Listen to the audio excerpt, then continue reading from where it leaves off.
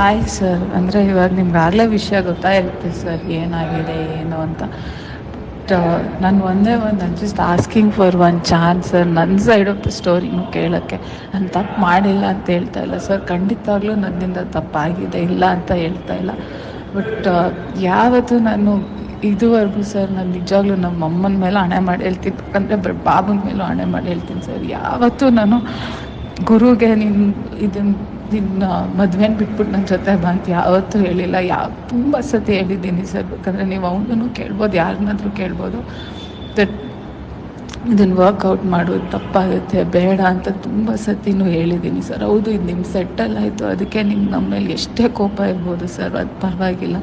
But ನಾನು just request sir, I just want ನನ್ನ side of the story ಕೇಳೋಕ್ಕಷ್ಟ. ನಮ್ಮ ಮನೆಗೆ ಬಂದರು ಎಲ್ಲ ಸರ್, ದಟ್ ಐ ಪ್ರಾಮಿಸ್ಡ್ ಅವ್ರಿಗೂ ದಟ್ ನಾನು ಏನು ಮಾತಾಡಲ್ಲ ಆ ಥರ. ಅವರು ಅಂದರೆ ಗುರುದು ಫಸ್ಟ್ ಸಿನಿಮಾ, ನಿಮಗೂ ಇದು ವೆರಿ ಇಂಪಾರ್ಟೆಂಟು.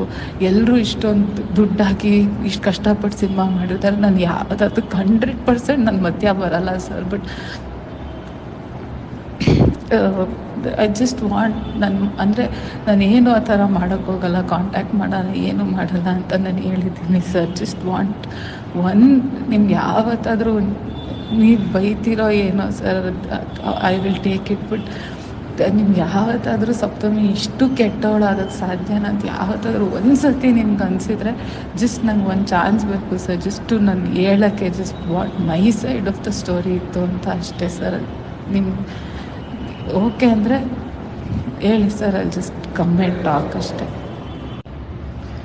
ಹೌದು ಸರ್, ನನ್ನಿಂದ ಇನ್ನೊಬ್ರಿಗೆ ನೋವಾಗಿದೆ, ಎಲ್ಲ ಆಗಿದೆ, ಎಲ್ಲ ನಾನು ಒಪ್ಕೊತೀನಿ ಸರ್, ತಪ್ಪೇನದು ಇಲ್ಲ ಅಂತ ಹೇಳ್ತಾ ಇಲ್ಲ. ಬಟ್ ನಿಜವಾಗ್ಲೂ ಸರ್, ನಾನು ನಂಬಿ ಮಾಡಿದ್ದು ಸರ್ ಇದು. ನನ್ನ ಗುರುದೂ ಅವ್ನು ನನ್ನ ಹತ್ರ ಬಂದಷ್ಟು ಹೇಳ್ಕೊಂಡ ಮೇಲೆ ನಾನು ನಂಬಿ ನಾನು ಮಾಡಿದ್ದು ಸರ್. ಇಲ್ಲಾಂದರೆ ನಾನು